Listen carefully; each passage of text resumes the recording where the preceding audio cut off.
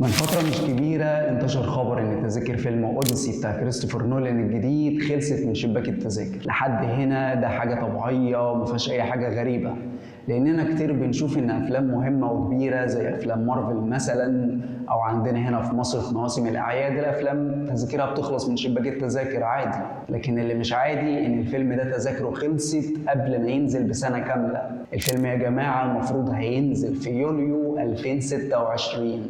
فسألت نفسي ازاي ممكن ده يحصل، بس بعد شوية تفكير لقيت ان دي حاجة طبيعية، وده لان مخرج بحجم نولان واللي اخرج افلام بتتميز بالدقة البصرية والبراعة السردية زي انسبشن وانترستيلر وميمنتو ودارك نايت ودانكرك واوبنهايمر، واللي حققت 49 ترشيح للاوسكار، ده غير ان هي فازت ب 18 جايزة تانية، ده غير اوبنهايمر واللي حقق الاوسكار كافضل فيلم وافضل اخراج. فلقيت ان دي حاجه طبيعيه على مخرج بالحجم ده.